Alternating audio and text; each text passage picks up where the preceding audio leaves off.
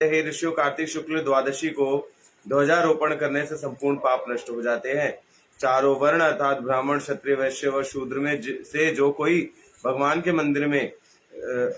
मंदिर में झंडी लगाता है, वह ब्राह्मण आदि देवताओं द्वारा सम्मानित होकर विष्णु लोक को प्राप्त हो जाता है।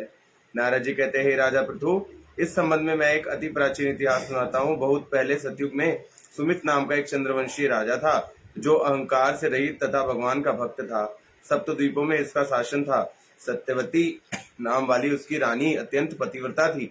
वह भगवान के सामने नृत्य करती तथा कार्तिक शुक्ल द्वादशी को भगवान के मंदिर में ध्वजा रोपण करती थी।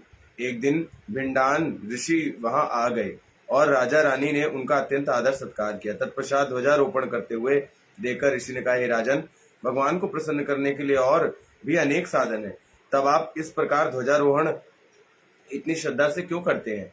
यह सुन राजा ने कहा, हे मुने, इसका अत्यंत सुअद्भुत एक इतिहास है, जिससे मैं आपको सुनाता हूँ।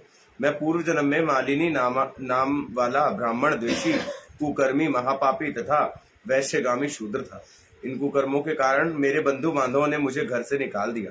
इसके पश्चात वन में जाकर मैं एक टूटी फूटी विष्णु मंदिर में रहने लगा। दिन में वन में जीव जंतु को मार करके खा लेता और अपने उदर पूर्ति करता। एक दिन विंध्याचल पर्वत पर रहने वाली कोकिली नाम की एक निषाद कन्या, जिसने अपने पति को मार दिया था, भूख से व्याकुल होकर वहां पर आई और मेरे पास ही रहने लगी।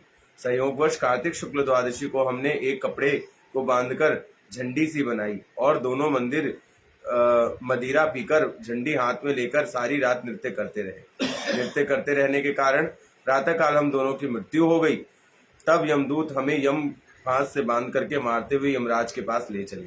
उसी समय विष्णु भगवान ने दूतों को विमान दे करके भेज दिया और यमदूतों को धिक्कारते हुए बोले कि तुम सिर्फ पापियों को यमपुरी ले जा सकते हो, धर्मात्माओं को नहीं ले जा सकते।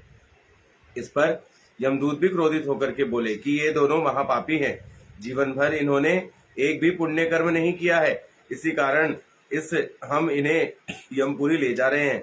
तब विष्णु पार्षद ने कहा कि यह अत्यंत खेद की बात है कि तुम्हें धर्म और अधर्म का तनिक भी ज्ञान नहीं है। यह ठीक है कि जीवन भर इन दोनों ने पाप ही किया है, परंतु कार्तिक शुक्ल द्वादशी को इन्होंने भगवान के मंदिर में ध्वजारोपण तथा नृत्य गायन किया है। इससे इनके संपूर्ण पाप नष्ट हो गए हैं। अतएव ये विष्णु लोक जाने के अधिकारी हैं, भले ही इन्होंने अनेकों जन्मों में यह सब कार्य किए हैं। इसके पश्चात विष्णु पार्षद उन्हें विमान में बिठा करके विष्णु लोक को ले गए।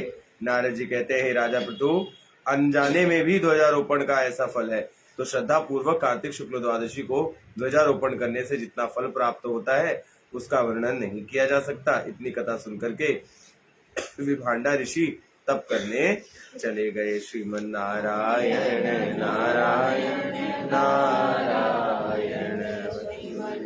यानी ये जो ध्वजारोपण करने कब करना है? कल, द्वादशी कल है, कल करना है ना।